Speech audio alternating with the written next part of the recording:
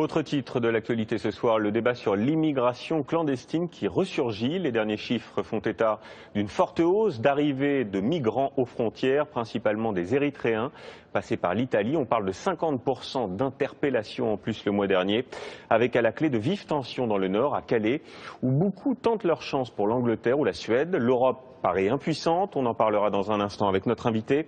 D'abord, notre enquête, Hugo Clément, Guillaume Beaufils, avec notre bureau de Nice.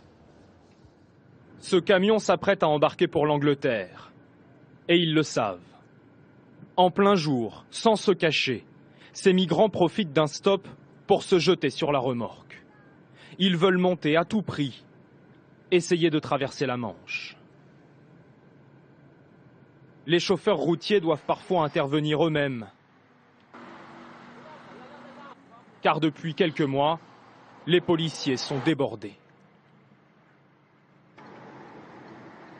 En 2012, on était à peu près sur les 6 premiers mois à 3500 migrants découverts sur les 6 premiers mois de l'année.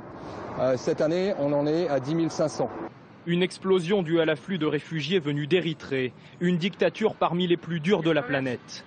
À Calais, les migrants s'entassent dans ces camps de fortune. Cet ancien soldat de 25 ans nous fait visiter. C'est là que je vis. Il y a beaucoup de monde ici. On est 11 dans cette tente. Dans mon pays, il n'y a pas de liberté, pas de démocratie. Je veux essayer d'aller en Angleterre.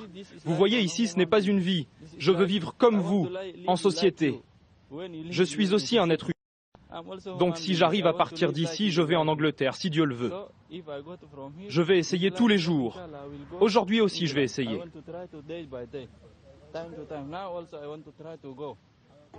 Promiscuité, dénuement. Les violences se multiplient, entre migrants, mais aussi avec les chauffeurs routiers qui tentent d'empêcher les clandestins de monter dans les remorques. Cette gérante d'un restaurant pour camionneurs assiste régulièrement à des affrontements. Regardez, des bagarres devant le restaurant entre chauffeurs et clandestins, des bombes lacrymogènes, des barres de fer. Tout le temps, on appelle la police. Mais alors tout le temps.